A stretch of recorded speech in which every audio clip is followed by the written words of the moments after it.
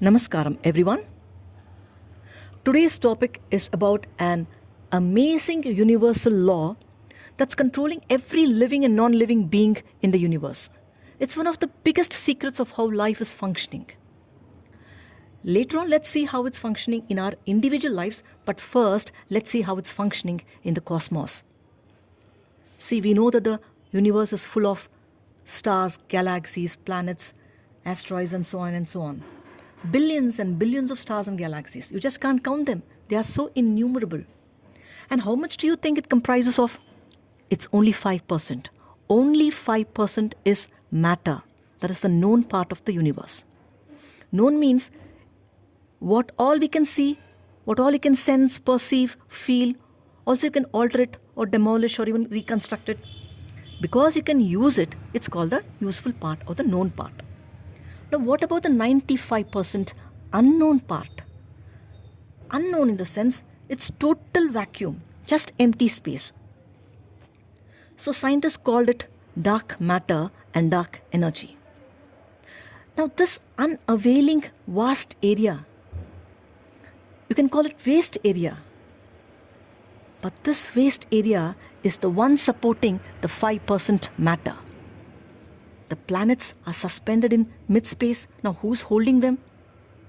It's this vast area that's holding them. Okay.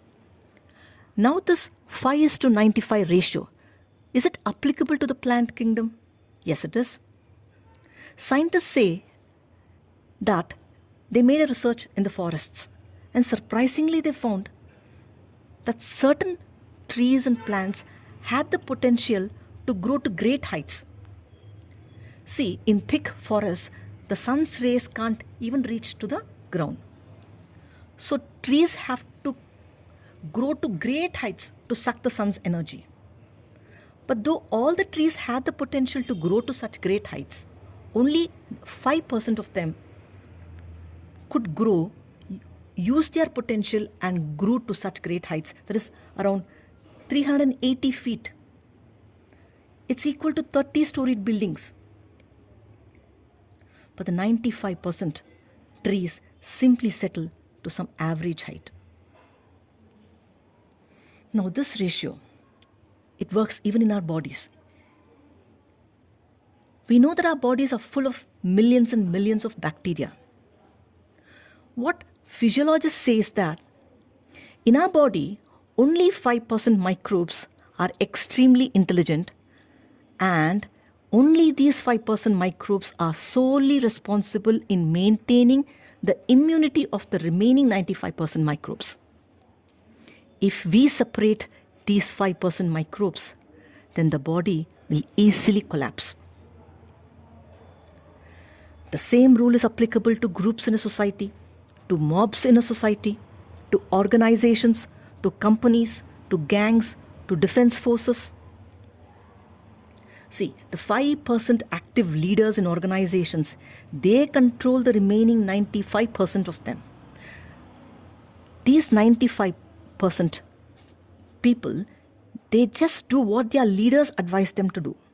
That's why in these national leaders, they first target or capture the masterminds or the main chiefs of such organizations. See, if these organizations are anti-social elements, if at all they are anti-social elements, because without the leaders, the organizations collapse easily. See, in 1950, in the Korea-American War, Koreans captured some more than 7,000 of the American soldiers. Those very few who returned back, they said this amazing thing about the Korean soldiers. The Korean soldiers first picked 5% intelligent American soldiers and they separated them from the remaining soldiers. Koreans believed that if the 5% were removed, then the 95% could be easily handled.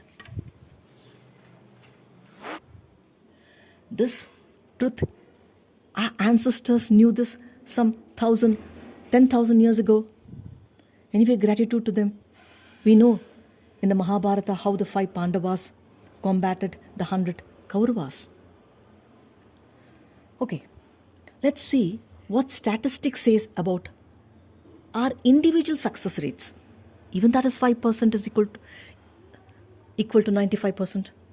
See, only 5% people succeed in achieving their goals, while 95% settle themselves to an average life.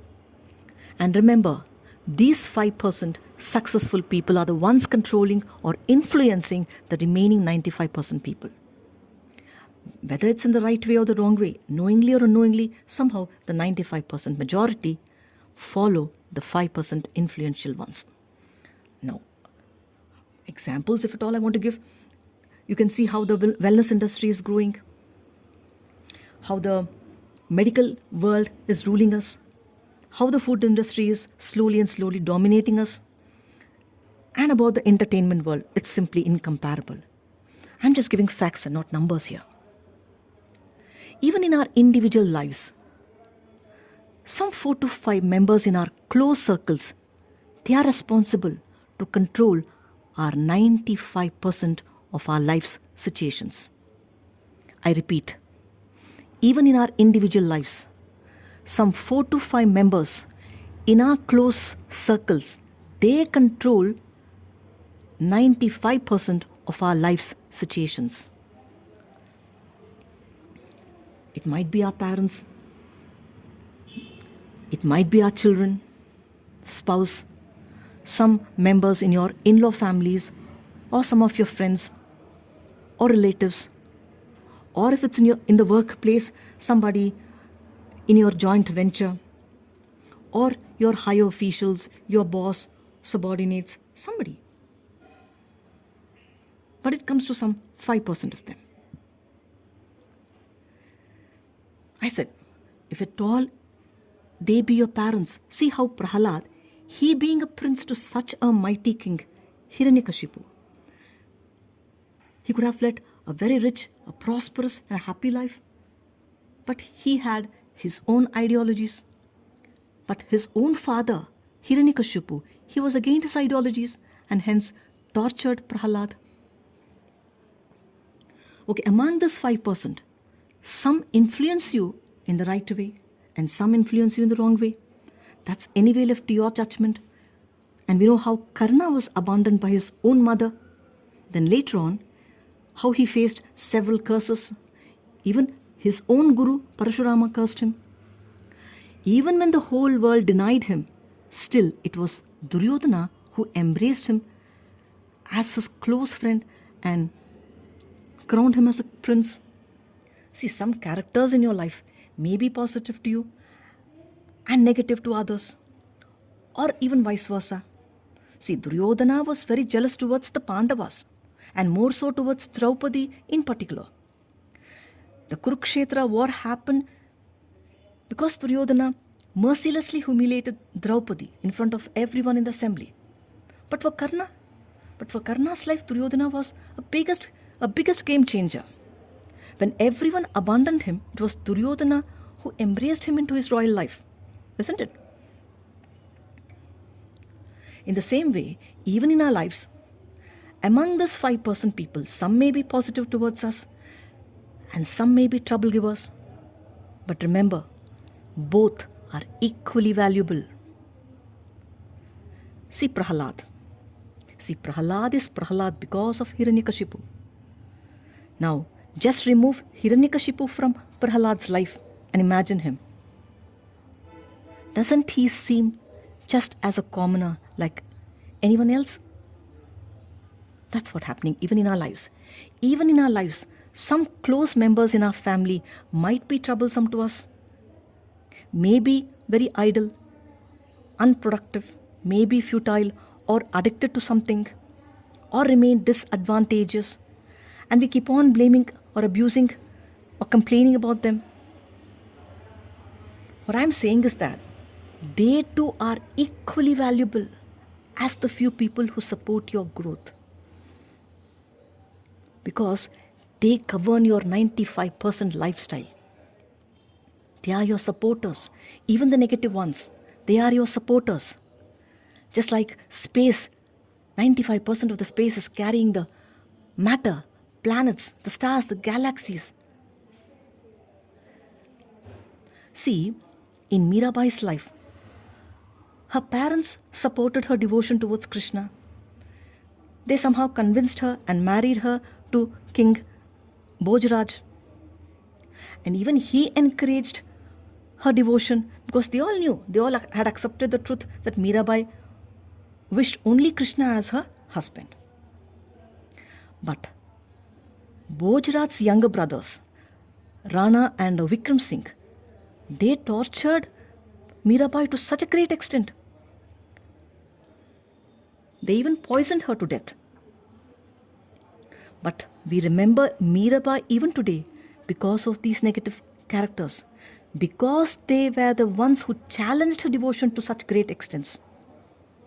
No, I'm not saying what they have done is right. I'm just saying this is how the universal law functions in our life. See, if Draupadi asks Krishna, "Why am I? I am such a staunch devotee of yours. I've not even thought ill about anyone else in my life. Still, you've been punishing me so many ways. I've been exiled for 14 long years, and Kurukshetra war has happened because of me. But why? But why this has happened to me?" We all ask this question, why me? And Krishna, the universal law keeper, he says, this is how the universal law functions in everyone's life. And thank you now for listening.